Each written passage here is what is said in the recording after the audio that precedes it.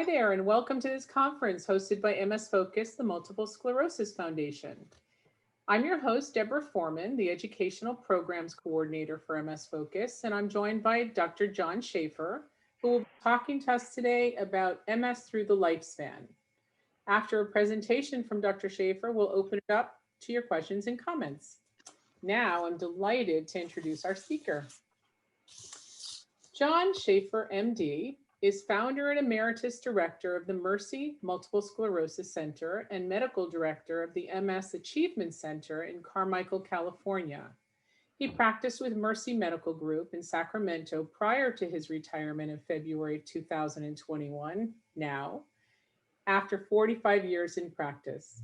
At Mercy MS Center, his focus was on MS care through the entire spectrum of the disorder, from those with first attack and those with long-standing and sometimes more severe impairment. Work at the MS Center included clinical trials, and at the MS Achievement Center, he has been involved in providing education and support to larger groups of persons with MS. Dr. Schafer has served on the Patients Safety Subcommittee of the American Academy of Neurology, with special interests in health literacy and patient understanding, and also became recognized for his work in shared medical visits, a tool for improving patient improvement in their neurological care. He has served on the chapter board of directors and numerous committees of the National Multiple Sclerosis Society, and in the past, chair of the Clinical Advisory Committee of the National Multiple Sclerosis Society. He was inducted into the National Multiple Sclerosis Society Volunteer of Hall of Fame at the annual meeting in Denver in 2013. He is currently on the faculty and emeritus board of directors of Can Do MS, is a member of the Consortium of Multiple Sclerosis Centers, and regularly attends major MS medical meetings and speaks at patient and physician MS programs. Dr. Schafer graduated, I wasn't going to say it, but I want to, from the University of Chicago Pritzker School of Medicine, and completed his neurology residency at the University of California, San Francisco. Dr. Schafer, I'm going to open it up for you to go ahead. Thank you very much, Deborah, for that lovely introduction. Can you hear me okay? I can. Good. So what we're going to talk about today is multiple sclerosis, the life story. I think you've all heard lots of talks about MS, and the thing that's always fascinated me is how multiple sclerosis is a lifelong disorder and how it changes through the course of one's life.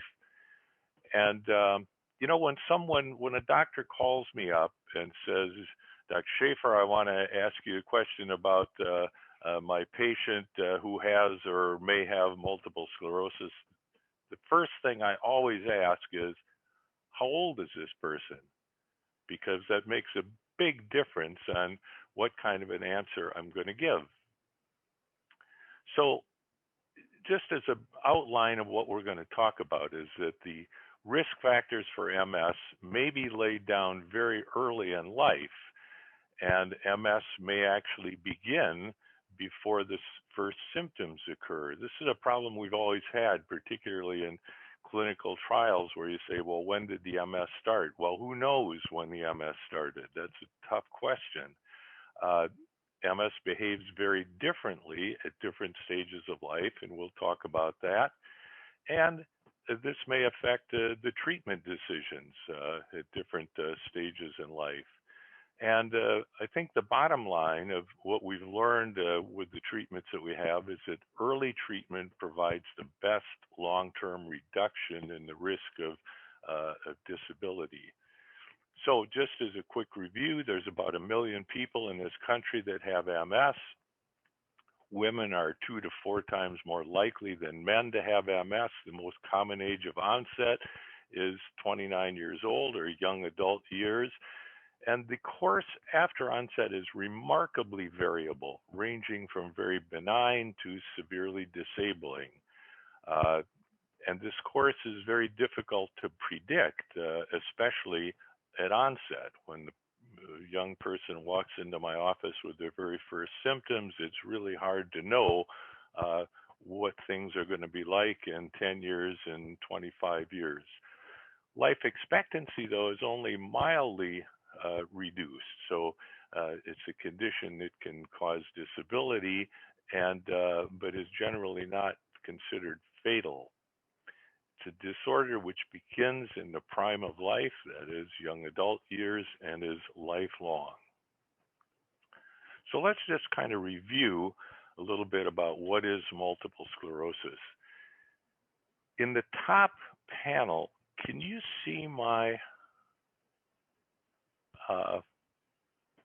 cursor? I don't think you can. So in the very top, where it says normal myelinated axon, that's a nerve cell. So there's on one end, on the left end is a nerve cell body, and then there's a wire that goes down and to those attachments at the other end that connect with the next nerve cell.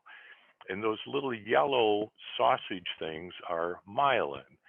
And the myelin does two things.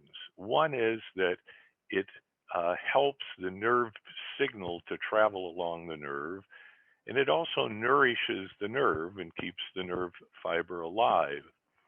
So as we go down to C, or in B, you can see that there's a piece of that that's missing. So a segment of the myelin that's been damaged. And the result of that down in C is that the signal can't get through that area quite as easily. And then finally, down in the very bottom, that nerve fiber just dies eventually because it requires that myelin to keep it alive. And we know in multiple sclerosis that this is what's happening in the brain and in the spinal cord, is that the myelin on these nerve fibers, the millions and millions and millions of nerve fibers, is being damaged. And why does that happen? The important thing is that multiple sclerosis is an autoimmune disorder. It's the immune system that's causing this damage to the myelin. And this is a very simplified picture of what's happening, but on the far left-hand side, under that heading of systemic circulation, are T cells. So these are lymphocytes, and lymphocytes are in the bloodstream, and lymphocytes are things that keep your body cleared of stuff that doesn't belong there. Most commonly, bacteria, viruses, dying cells, cancer cells. So these are the scavengers that clean stuff out of your body that doesn't belong there. Now, what we know is that in multiple sclerosis, those T cells get alerted to things that don't belong there. I often think of this as like the police cars that are cruising around your city at night, and then there's a signal that comes over the radio that there's been a bank robbery, and it's a description of the person in the car, and so that patrolman is looking for that target. And so just in the same way, these T cells, or thymic derived lymphocytes, are alerted to look for something. These cells then get into the brain, so that blood-brain barrier is the lining of the blood vessel, and on the right-hand side, then we see the brain. And when that lymphocyte gets into the brain, it sees the myelin, and it thinks that the myelin is something that doesn't belong there. And this is one of the strange things about MS, is that there's something on the myelin that this lymphocyte thinks shouldn't be there. And then all of these other things, the cytokines and the microglia and the astrocytes, are just the tools that it uses to damage the myelin. So those lymphocytes are very complicated. Don't let this slide worry you, but it shows that there's a lot of different kinds of lymphocytes, and those under the column that says effector cells. These are cells that are active in causing or limiting the activity of these lymphocytes. There's some kinds of lymphocytes that are more malignant, we'll say, than others. The Th1 on the bottom, the Th17. These are cells that cause damage. They want to go on the rampage. They want to go out and cause inflammation. And then on the far right, we see regulatory cells. There's also lymphocytes that protect our body from harm, and say, well, you know, maybe you don't want to damage those cells because they belong to us. So you can see that there's many, many, many different kinds of lymphocytes that have different functions. And in a healthy individual, the regulatory immune cells, those are the ones that were on the right in that previous picture, are balanced with the effector immune cells, the ones that are causing the damage. Whereas in autoimmune disease, there's an imbalance. The effector cells are outweighing the regulatory cells, and what we know is that in multiple sclerosis, those regulatory cells aren't working right. So this is kind of the basis of what we know about MS, that it's caused by the immune system, and the immune system is highly complex and undergoes changes from birth to old age, which have this huge effect on how multiple sclerosis behaves at different stages. Before birth even, the immune system begins to develop even before the baby is born. And then in childhood and adolescence, infections and hormone changes shape the immune system and how it behaves. And then in adults and middle-aged people, the immune system is now geared up from earlier on in life to cause these attacks of inflammation, which in multiple sclerosis are exacerbations of new symptoms, going blind in one eye, or going paralyzed in the legs, or half the body, or losing ability to speak. And then in middle age and older, this inflammatory activity, this attacks tend to taper off, but then there's more of a degeneration, this loss of the nerve cells. So we showed you back in that earlier slide that the nerve cells actually just die, and that this is probably what's going on in the later stages. And also the immune system in older people behaves very differently than the immune system in younger people. So that's sort of the story of what happens in the immune system. And if we look at that a little more closely, as I said, the immune system even begins to develop in the unborn baby. And what are the factors that affect the development? Genetic aspects, maternal vitamin D. We know that vitamin D is helpful for multiple sclerosis, or at least lack of vitamin D is harmful and it's a risk factor. And we know that even in mothers who are vitamin D deficient, the baby has a greater chance of developing an autoimmune disorder in its lifetime. And then infections in childhood, particularly things like Epstein-Barr virus or mononucleosis, have a great effect on the behavior of the immune system. And then the senile immune system responds differently to treatments. I mentioned the viral infections, so things like rubella and Epstein-Barr virus and cytomegalovirus in kids shapes the immune system. It's interesting, the Epstein-Barr virus, which is what? Mononucleosis, right?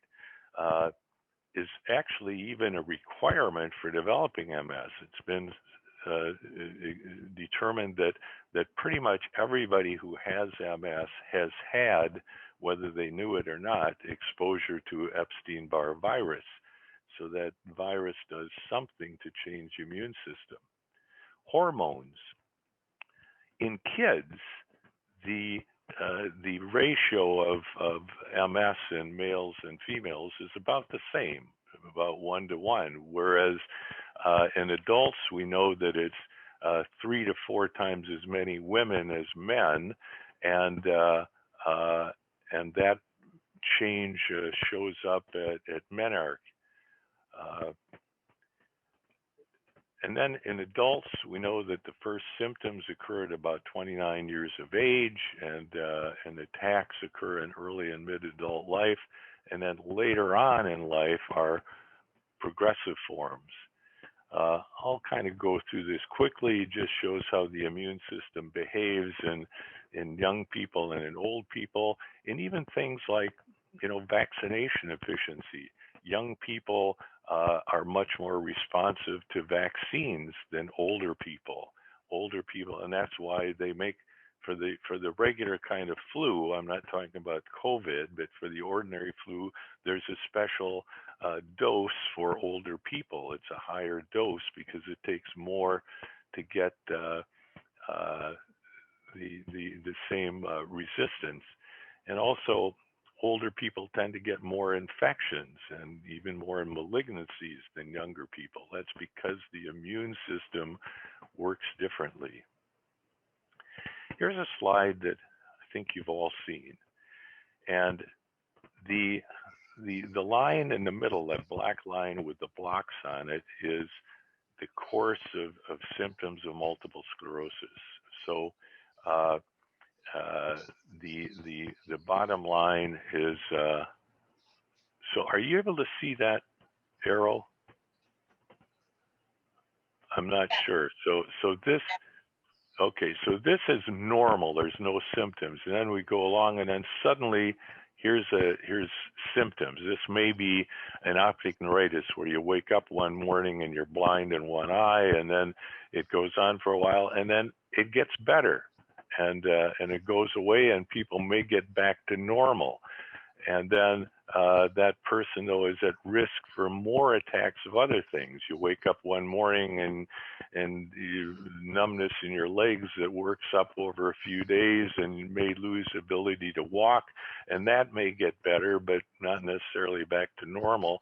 And then this repeated thing, this is what's called relapsing, remitting multiple sclerosis.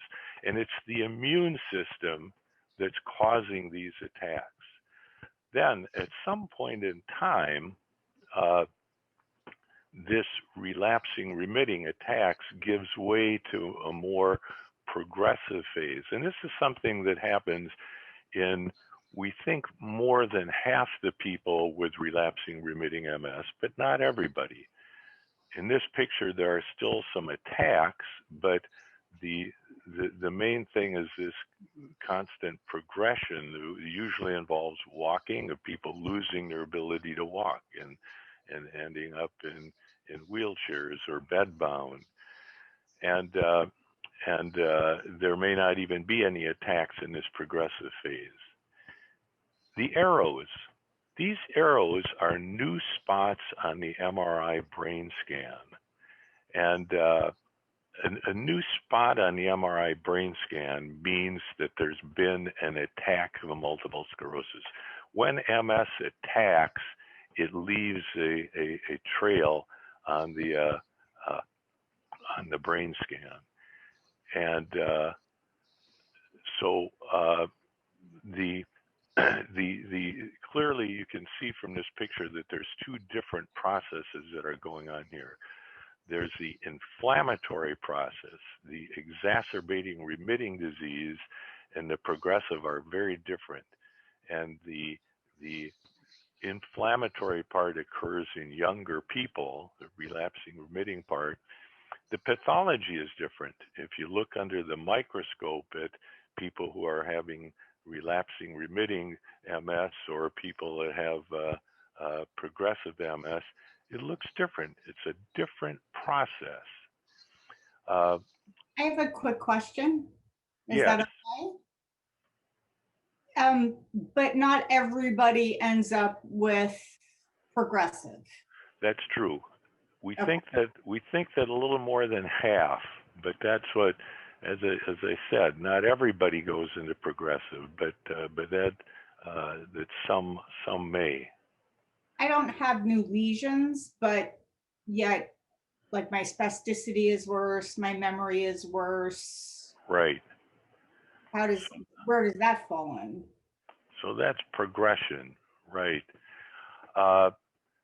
So what we've noticed, and I'm going to kind of skip over this, is that over time there's the relapsing, remitting form of multiple sclerosis getting more common. The primary progressive is where it begins as a progressive phase, and that there's never any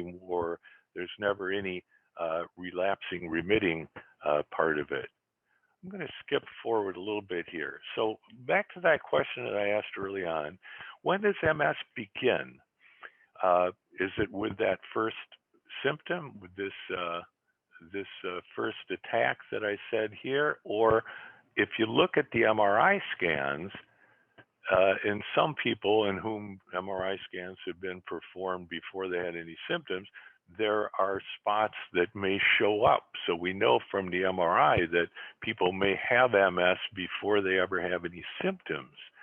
And that's called radiologic isolated syndrome, where people go to the emergency room because they got a headache or they hit their head or for some completely unrelated reason, unrelated to MS, and lo and behold, it shows spots that look like MS.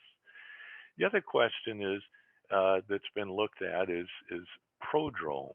Is there an MS prodrome? And prodrome means for a lot of diseases, including infections and things, when you get the flu, that there may be some days before you actually get the flu that something's going to happen, or with some kinds of malignancies that there are some changes that occur even before the diagnosis is made. And Dr. Tremlett showed that healthcare use in 5 years before the first attack was increased, that there were 78% more hospitalizations and more prescription medications. So, and so why would this be? So it may be that MS has a lot of symptoms before the main diagnostic symptoms occur. It may also be that some people are not diagnosed early on, that their MS symptoms are attributed to something else. Then there was a study in Norway, and in Norway, when you go into the military, they do these very extensive cognitive and physical tests for the new conscripts. What they found is that when they then looked at those scores in people who later developed multiple sclerosis, that those scores were worse. The physical and the cognitive were worse than the average population, for even 1 to 2 years before people develop their symptoms. And in some cases, with those who develop progressive MS, primary progressive MS, that even as long as 20 years later. So in other words, the scores on those physical and cognitive tests in young adults were lower than average even 20 years before they had their first MS symptoms. So clearly, MS may have its effect before they're first diagnosed. I mentioned before that we're not very good at predicting the course. When someone develops, comes into my office with they're 29 years old and they've just had an attack of optic neuritis and they're getting better, but knowing what's going to happen to that person 5 years later, 10 years later, 25 years later? You know, what are they going to be like in the long range? We're not very good at predicting that, but there are some factors that can be a clue. One is that younger age of onset in women, and especially with that presentation of acute optic neuritis, and especially if they fully recover from that, and if they haven't had any other neurologic disturbance, these are people that have a much better shot at, you know, escaping major impairment later on in life. It's not 100% by any means, but better off than people who have more severe kinds of impairment is the first thing, or who are older. Men have a poorer outlook than women. African American have more risk of higher levels of disability. Multifocal presentation, meaning we use the example there of an optic neuritis, but if an optic neuritis and an attack in the spinal cord at the same time, and if recovery is incomplete.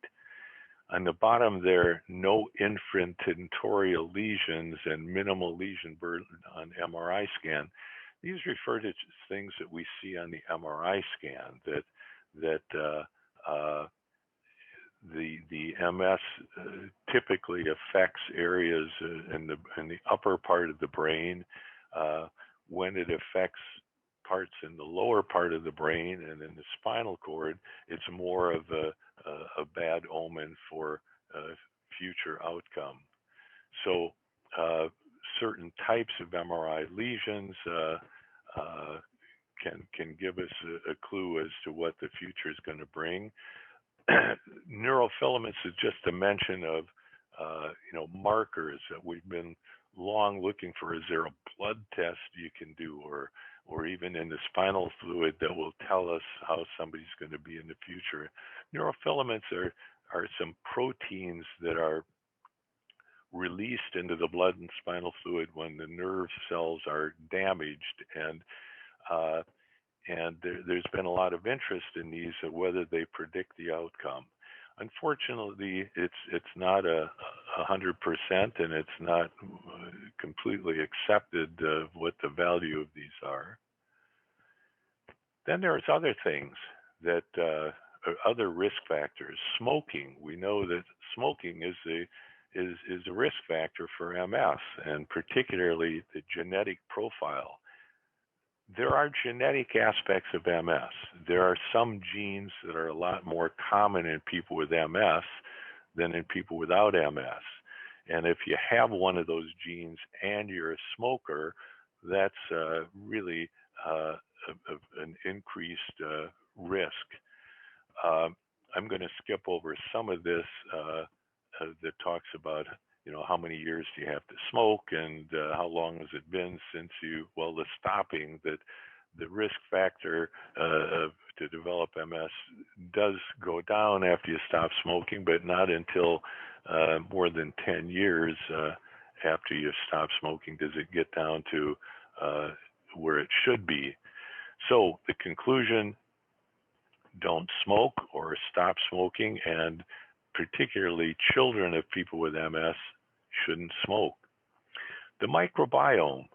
Microbiome refers to the bacteria in the intestinal system, and I'm sure that you've all read about this, and it's a fascinating area. What we know is that the bacteria in the intestines has an enormous effect on the behavior of the immune system.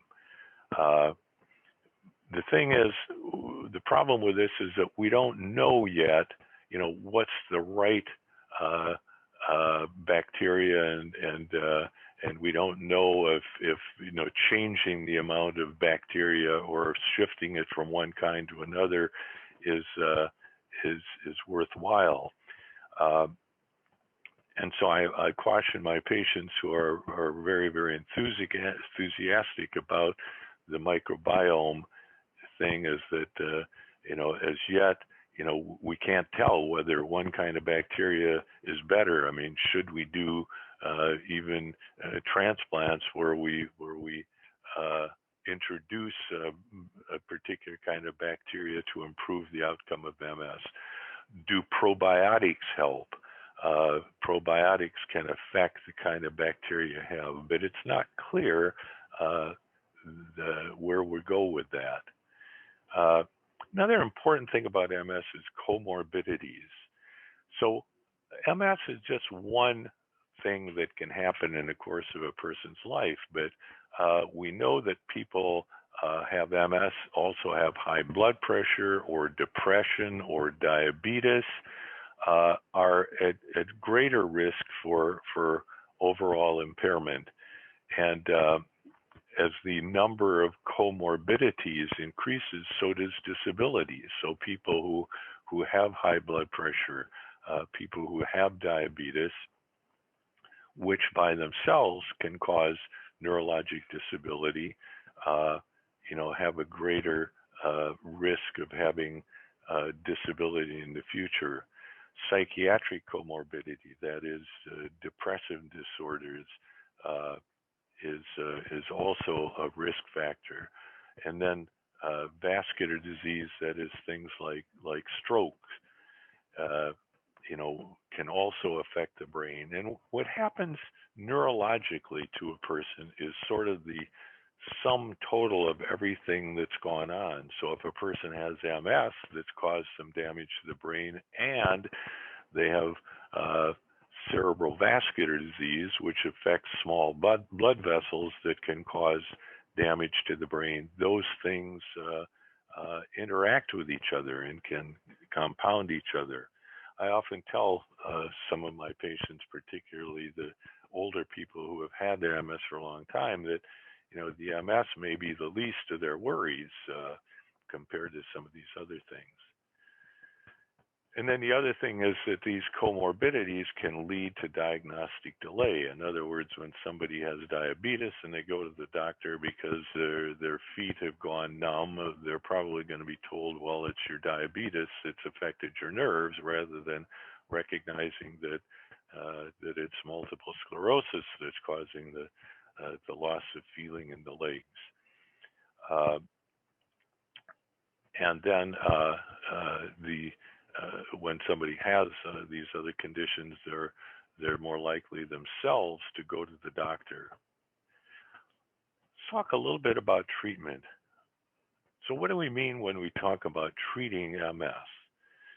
There's alleviating the symptoms of an exacerbation. That is, somebody has that attack of optic neuritis or the attack of loss of ability to walk, and this is all brand new. Or people who have had MS for a longer period of time and are having trouble with bladder function and with walking and or with pain. So that's one aspect of treating. Another is reducing the risk of future attacks. I showed you on that graph that if a person has this attack of, say, optic neuritis, it may get better, but the big worry is that there is risk for more attacks of other things. And then preventing MS from getting into that progressive phase, another focus of treatment. And then finally, when people have had MS for a while and they're unable to walk or have lost physical function or cognitive function, how do you fix it? How do you make it go away? Well, we're pretty good at alleviating the symptoms of MS. With the acute attacks, steroids are generally prescribed for someone who's having an active flare or exacerbation of MS. And for the chronic symptoms, and I'm not going to go into a lot of detail about this, but there are certainly medications that can help the bladder function or the spasticity or the pain. So for those things, we have some answers. We're very good at reducing the risk of further attacks, and we think that we're probably good at preventing MS from getting progressively worse. Reversing impairment caused by MS, this is the Star Wars. This is where, we're not there yet. This is the piece that's needed. So let's kind of look at these things individually. Since 1993, medications have become available which reduce the risk of having another attack, reduce the risk of having new spots show up on the brain scan. And these have been, for every medicine that's on the market, they've been proven to do this, to reduce the chances of having more attacks and to reduce the chance of having new spots show up on the brain scan, which is kind of one and the same thing. I mean, the new spot on the brain scan is equal to an attack, even if there aren't any symptoms. What we've learned over time is that people who have been on the medications from early on, to not only does it reduce the chances of having attacks and developing new spots on the MRI scan, but they're a lot less likely to go into that progressive phase. So one of the people that was the question of, does everybody go on to progression? No, they don't, and there's a better chance of not going on to progression if people have been on a treatment. And then they seem to reduce that chance of developing the progressive phase. So here's the medications. It actually takes 2 slides to show them all. So we went from 1 back in 1993 to now there's more than a dozen medications. So which of these medicines is best? Well, that's hard to say. What I think is the important thing to know is they all work. They all work for relapsing remitting MS. All of them have been shown to reduce the chances of having another attack and reduce the chances of going into that progressive phase. Some of them have been shown to be possibly helpful in the progressive phase of multiple sclerosis. And then we know that there's different ways of looking at them. Some of the original ones were all by injections you give yourself, and then there's pills, and then there's intravenous infusions. Side effects differ from one to another, and availability, including what your insurance company is going to cover, may differ. But suffice it to say that they all work. I might say that the issue of some of them helping for progressive MS, even there we know that the chances that some of these medicines will slow progression or decrease the chances of becoming worse work better in people who are younger and with more recent onset of MS. So another reason for beginning treatment. So here's a multiple choice question. I can't see raised hands, but when should one begin treatment? After disability is present? When the first symptoms appear? Before the first symptoms appear? Well, here's a graph which shows the amount of disabilities. So going from the bottom part of this axis is a normal function. The person is walking, and then as we get higher and higher, there's more and more disability. And here, person in the wheelchair, and then this is time over here. So the red-orange area is what happens with MS that's untreated. So that here the symptoms begin here, and over time the impairment increases. And again, this is looking at large groups of people, so it's not every individual is going to follow this, but as a group, there will be increasing amount of disability over time. Whereas in the green part on the bottom, if treatment is started early on, over that same period of time, that same number of years, there's going to be a lot smaller number of people, or the degree of impairment in these people will be a lot less. So it's clear that taking the medications early gives the greatest benefit, gives a greater benefit than waiting. Now, there's some caveats here. We mentioned, and one of those was, should you give medicines before somebody has MS? And that's a dilemma. Clinically isolated syndrome, CIS, is that person who has a first attack of multiple sclerosis. Now, technically, we've not been able to make a diagnosis of MS in somebody who's just had one event, because the diagnosis of MS is that there are multiple recurring attacks over time and in different parts of the nervous system. So if the person has optic neuritis, loses vision, and then goes on to have another attack that affects their ability to walk, that by definition is multiple sclerosis. You don't even need any MRI scans for that. That has fulfilled the definition of recurring attacks over time and in different parts of the brain. So what do we do with that person that's just had a single attack?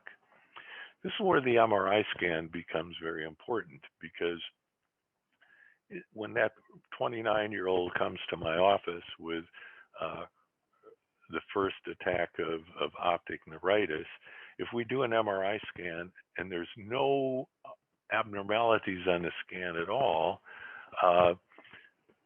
the chance of there being further attacks is a lot smaller than the person who has a lot of spots on their MRI scan, and then also there are some changes in the spinal fluid that we can tell, oligoclonal bands, all of these things add up and say this person, even though they've had one attack, they are definitely at a higher risk of developing more problems. And so those are people that we would treat. Question? The monoclonal bands in the spinal fluid, can you touch on the numbers on that, as to what you see as a normal and an abnormal range? So the question of abnormal oligoclonal bands, and that's kind of a whole separate issue itself, but in general, people can have one or even two oligoclonal bands in spinal fluid, who don't have MS, but when you get more than a couple, there's a lot higher association with multiple sclerosis. There are other conditions that can do that. But then, okay, I appreciate that. That plays into the fact of when I was diagnosed finally in 2004, when they did the test, the number 6 stood out in my mind as to what I had. I was early diagnosed as epilepsy, and then at age 40 is when I had an actual attack. Is when I was diagnosed. Yeah, right. So 6 is quite abnormal. Then there's the issue of radiologic associated syndrome. That is that person that I mentioned who has an MRI brain scan. For some reason, it's totally unrelated to any symptoms that sound like MS. And here we're looking at the MRI scan and say, gee, this sure looks like it could be multiple sclerosis, but the person has never had any symptoms of multiple sclerosis, and on examination has no findings at all, and there's quite a number now that have been tracked worldwide who are in this situation, and some people, it's about a little less than half do go on to develop definite multiple sclerosis, but not enough that we feel that it's a good idea to treat people with medications until they've actually developed a more clear-cut diagnosis. There's another question there. Yes, the question is how much the spinal fluid tests, how much they really are taken as a weight in deciding if you have MS, because my spinal fluids came back negative for MS. However, my diagnosis came from brain surgery because it started as a tumefactive MS, which they thought I had brain cancer, and it was 100% confirmed I have MS because of the brain biopsy. Yet so I think the answer to that is that these are all pieces of a puzzle. In fact, it's kind of like making a diagnosis of MS is pieces of a puzzle, putting them together, and then you can see a whole picture. But there are many, many variations, and that is a situation that can occur, certainly. And I hope that you're in the care of people that really understand MS and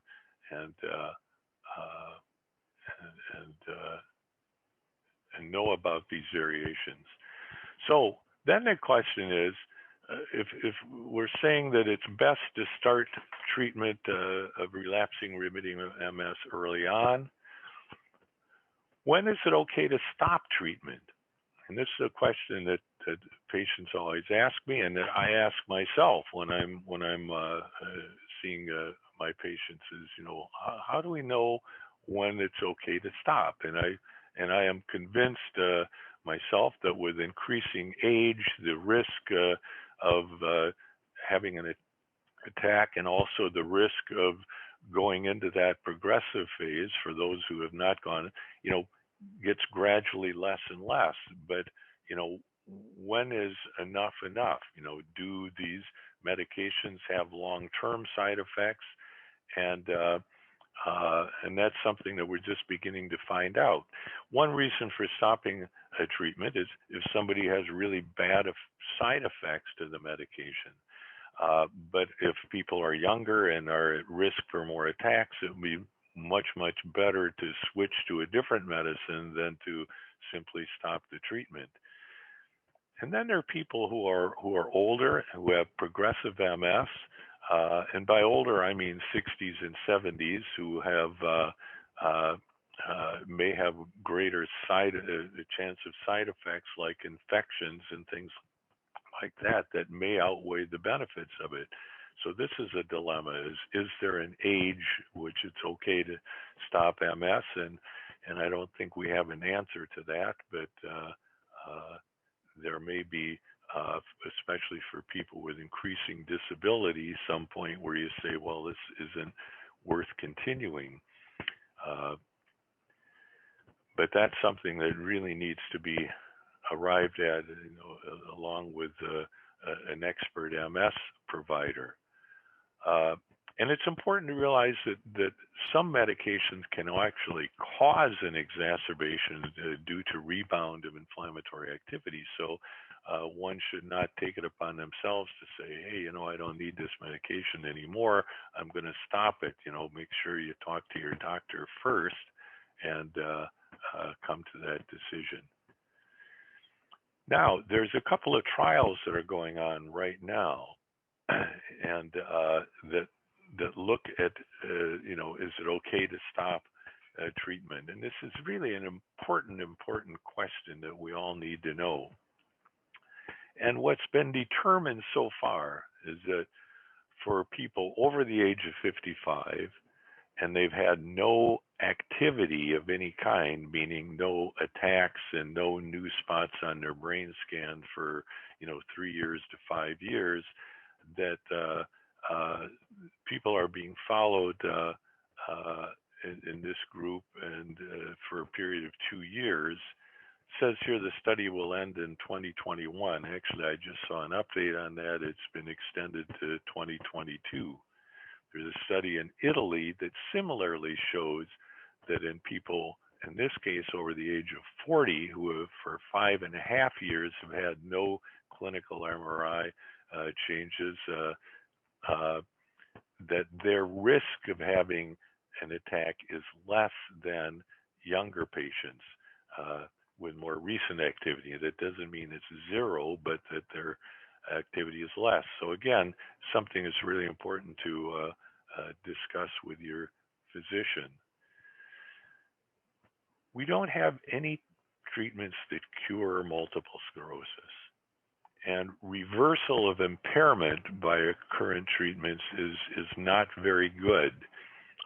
Some of the studies with some of these medications have shown that in some people over the course of, most of these studies have gone on for 2 years, that there may be a small percentage of people that actually get a little bit better during the 2 years of trial, but the effects are not great, and the percentage of people are not great who do show that improvement. So basically, what we can say is that while these medicines improve the outcome for relapsing remitting MS, that stopping or slowing progression is a much more difficult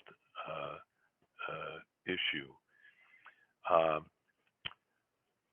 I did say before that there's increasing evidence that treatments reduce the conversion to progressive MS. Fixing broken nerve cells. Let's talk a little bit about that. I mean, how about, remyelinating nerves? Can that be done? And there are all kinds of measures that have been looking at this: stem cell therapy, vitamin D supplements, other vitamins, that list of medications: biotin, turmeric, alpha lipoic acid, clemastine. These are all things that have been looked at, which, in the test tubes, some of them seem to, help myelin regrowth, but clinically, none of them has really panned out to show any big difference. I'm going to mention just stem cell therapy, that there's a lot of interest in stem cell therapy, and there's no question that stem cell therapy may be helpful, but in some people. But those people are the same people for whom the medications are helpful. The younger people with recent onset of MS and in relapsing remitting multiple sclerosis, that stem cell therapy may be another option. The thought is, though, that the risks of it may be a lot greater than the risks for the medications we have. And right now, there are some trials going on of looking. A lot of the stem cell studies for relapsing remitting MS were done before we've had all of these medications. So now what we need to do is compare the outcomes of those. Stem cell therapy for people with advanced kinds of MS has not been shown across the board to be valued, despite what you may see on the internet. But that's a whole topic by itself. So, another quick question. Why don't we hold the questions? We're just about at the end here, and I want to just hit a couple of more points, and then we'll open it up to questions. Is that okay? So that's fine. No cure exists, but there are disease-modifying therapies, ongoing studies that will help us to advance it, and then management includes expert medical, behavioral, rehabilitation care. So MS is a disorder I hope that this presentation has demonstrated that it begins in the prime of life and is lifelong. There, now, we just squeaked in under the wire, so thank you. I think we can open it up to questions. Hi there, thank you. First of all, before we take questions, let me just tell the people that don't know how to send their questions through in case they want to do chat, how to do that. So if you have any question or comment, you can use the chat feature down at the bottom. On my screen, it's at the bottom. Or you can actually, if you want to raise your hand, you click on the screen to pull up the menu. You select more, which is that little icon with the 3 dots, and you click raise hand, and we'll try to get to your question. I'll unmute you if you raise your hand, and then you're going to get a little message that says you have to unmute yourself. So you'll need to make sure to do that. Okay, before we get started with everyone's questions, we did have some people who emailed their questions in advance. So may I please ask you that, Dr. Schafer? Sure, yes. One of them is, let's see. They'd like you to discuss, if you can, the role of gut health. And I know that's probably very lengthy, but they, this person said that they experience low motility and thereby improve quality of life and prevent MS progression if they do address the gut health. Do you have any questions about that or any suggestions? I think that there's actually a couple things in that question. One is, you know, the reference to the gut microbiome that I talked about. That absolutely, without a doubt, the bacteria that are in our intestines have a lot to do with how our immune system behaves, and how the immune system behaves has a lot to do with multiple sclerosis. But as I said, you know, though we know that that's true, nobody has come up with the right answer of what's the right kind of bacteria, and does changing it make a difference. Now, the other thing, though, bowel function in MS is a very real issue, and I think that that is something that probably to talk to your neurologist or your primary care physician about improving bowel function when it is impaired by multiple sclerosis. And then finally, I would say that there are some gastroenterology disorders, some kinds of colitis and things that can cause even cause symptoms that are like multiple sclerosis and should be looked for. Do you ever recommend digestive enzymes, probiotics, fermented foods, any of those things? Not particularly, no. I think that a person can certainly try it and see if they're better, and if they try it and they feel better, absolutely. But there is no across the board recommendation for what's the best diet or what's the best supplement. I think that, you know, a good healthy diet, and that has a lot to do with those comorbidities that we were talking about. What we know is that, you know, that the diets for, you know, diabetes and high blood pressure and stroke and heart attack are all things that are that you know, can be looked at. Okay, thank you. We had somebody by the name of Boris who wrote that they've been fighting MS for 25 years. They had a flare up in November and lost 6 months of PT training and then some within a 24-hour period. So their muscle tone was still there. They just lost stamina. They're discouraged, they're tired, they're feeling defeated. He says, if your brain is losing ability to communicate with your muscles, why bother exercising? So do you feel that you have an opinion on that? So that's a little bit of a spiral or a nosedive. That it is true that MS reduces your ability to exercise, but then if you reduce your exercise, then it's only going to compound the weakness. So you know, I've often thought you know, for someone who has impairment like multiple sclerosis, you know, the the exercise and the training that's necessary for a normal function is like a person without MS training to be on the NFL football team. You know, that it may be a greater effort, but again, something to work with your doctor and your physical therapist. Okay, thank you. Mary says efficacy of vitamin D. She has a question. So what we know about vitamin D is that people with multiple sclerosis, when they develop multiple sclerosis, are much more likely to be deficient in vitamin D than in people who don't have multiple sclerosis. That's been shown over and over again.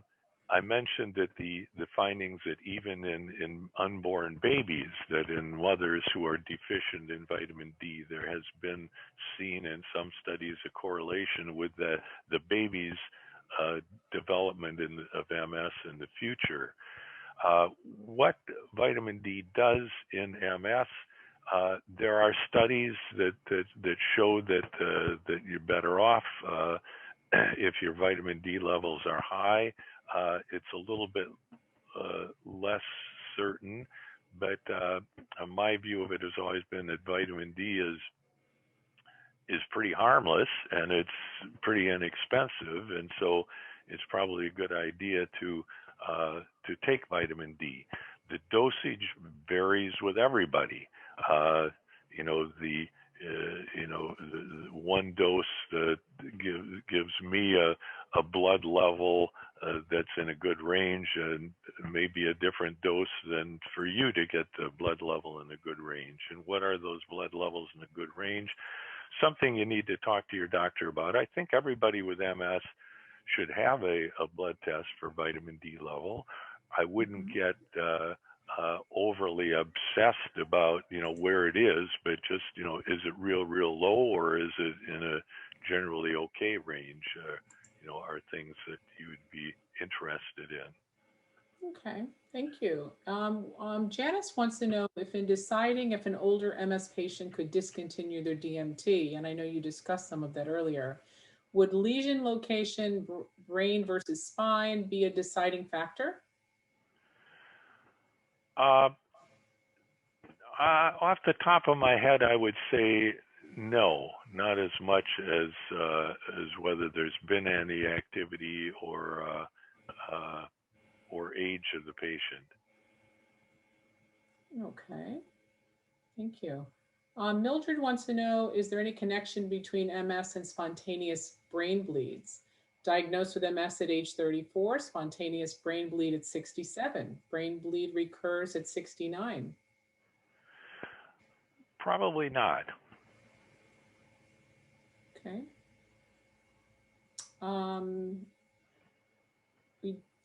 Let's see. Let's see. Leslie has a question about COVID vaccine, cytokines.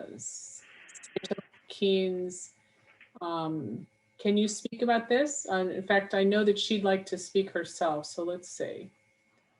Yes, hi.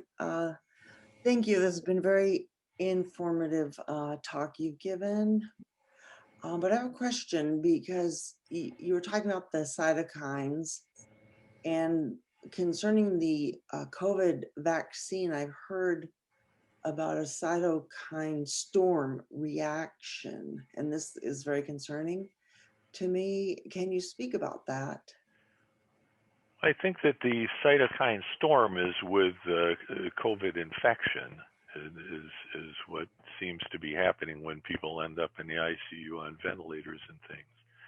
Basically, I think the recommendation from the National MS Society and from expert consensus is that people with MS, like people without MS, should get the COVID vaccine, and that the COVID vaccine is safe. It's not going to aggravate the multiple sclerosis. The only caveat is that with some medications, and I'm going to let your doctor tell you which those are, but a few of the newest medications, there's some concern about whether they would reduce the efficacy of a vaccination. And so if you're on those medications, to wait for a while before the vaccine, or to get, with all vaccines and things with ocrelizumab, for example, has always been the recommendation that for a flu vaccine or shingles vaccine or whatever vaccine you get, that you get the vaccine before you get the infusion of the medication, and just to increase the efficacy of that vaccine. Not that it's not going to do you any good if you get the vaccination after you've had the treatment, but that it may be less protection. But again, this is something to talk to your doctor about, and there's a lot of different opinions about the timing. I see. So that cytokine storm that I'm hearing is related to the actual COVID, is what you're saying? Yes. Oh, okay, well, that makes it more concerning than about getting the virus.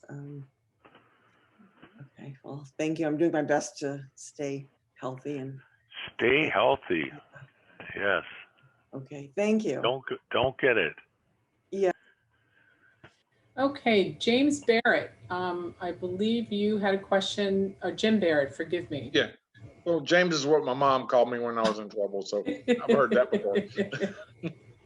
But you touched on it a little bit talking about the COVID. I saw a little article come through that I believe it's the two vaccines, quote me if I'm wrong, it's RNA that they work on, and potentially that they may be yet another line of research going into looking to modify MS through that path, the same as they did the vaccines. Yeah. So the vaccine is an mRNA thing, and there is another mRNA medication that's being looked at as a treatment. But that's like, and I've seen that article, I'm very familiar with it, but two things I would say about it. I mean, saying that automobiles are good for getting around, and well, that's not. There's a lot of mRNA is a whole range of things, so it doesn't mean that it's the same stuff. It doesn't mean that the vaccine is going to help you. The other thing is that study was done, in mice. They're always done in mice. In fact, Dr. Steinman at Stanford is the one who kind of invented the mouse model of multiple sclerosis. It's called EAE.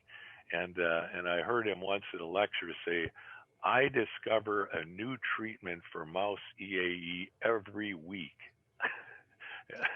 Because he's the one infecting them. Yeah, people is a much farther step. Well, I know I went from Copaxone. I couldn't do, when I first was diagnosed, you only had the 4 shots, what I call the crabs, the Copaxone, the 3 interferon based, the Rebif, Avanex, and Baclofen. I had to go glytamine acetate.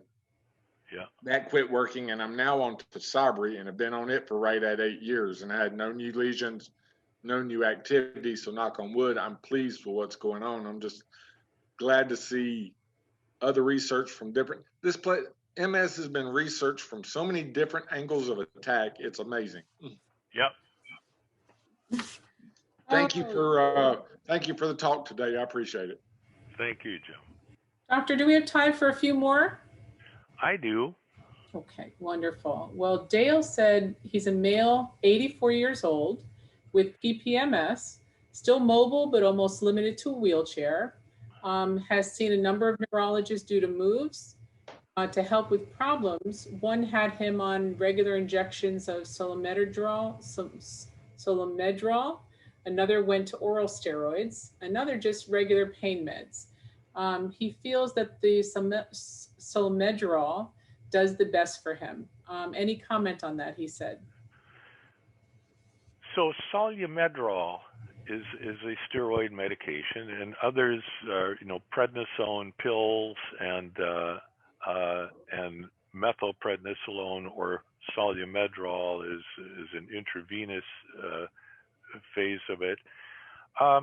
And we know that those are very helpful for exacerbations of it. So when someone's having that attack of optic neuritis, or that they've just developed the difficulty with loss of feeling and loss of use of their legs, that they will get things turned around and back to baseline a lot faster than if you just let it get better on its own. What the effect of those is, though, for someone who's had the MS for a lot longer time, I think it's a lot less certain. But one thing that I'm sure of is that solumedrol makes you feel good.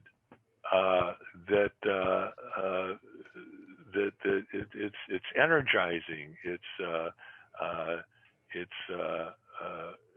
has effects, and even in people without MS. So I think a lot of times when I hear that story from patients, that question, is it really addressing the MS, or is there some other effect of the solumedrol that's just more of a non-specific feel-good effect? Anybody else have any answers to that? Early on, they had me on solumedrol, and yes, it would relapsing remitting. It would cost me to go back into remission sooner, but the side effects, they gave me osteoporosis, so I haven't been able to use it for probably 15 years now.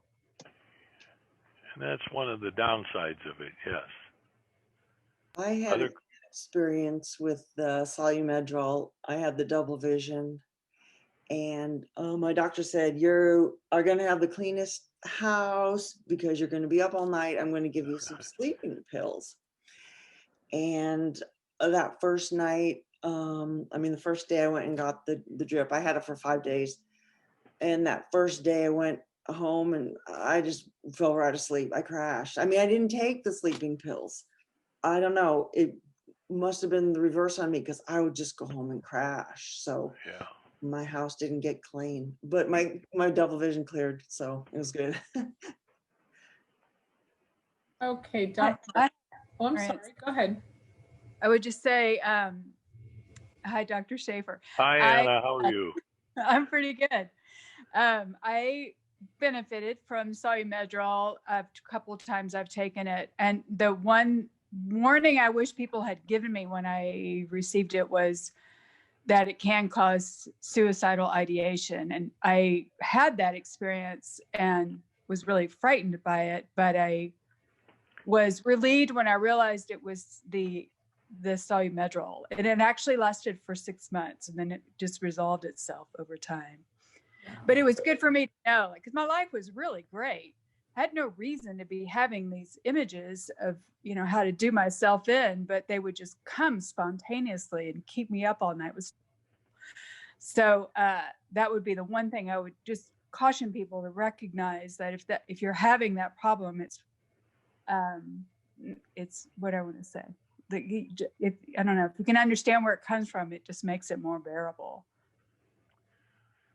And that's true. There are definitely some side effects to steroids, and behavioral things, mood things is one, and osteoporosis is another.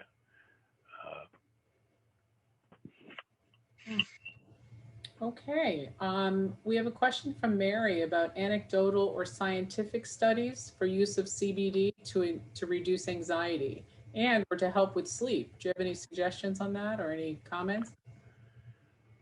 My comments are just in general, that I know this has been a topic that's been of great interest to MS specialists for a long time. And Alan Bowling is a neurologist, MS neurologist in Denver, who's done a great deal of research and writing about this. And he's a friend of mine, and I've discussed this with him many times. And think the bottom line is that, that he thinks that that in some people there may be some benefit to sleep or to discomfort, and the way he uses it, if people are having trouble sleeping, and particularly if that trouble sleeping is because of discomfort, that they may benefit from it.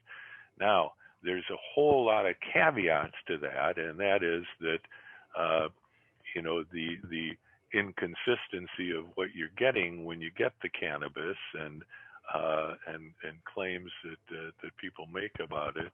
So that I think there's a lot of cautions, but there may be some role for it in some people. Thank you. James wants to know, how is autosomal dominant leukodystrophy related to MS, and is it a different disease? It's a different disease, yes, that there are other disorders that can affect myelin, and that particularly the leukodystrophies are that may be heritable, and they affect the formation of myelin, but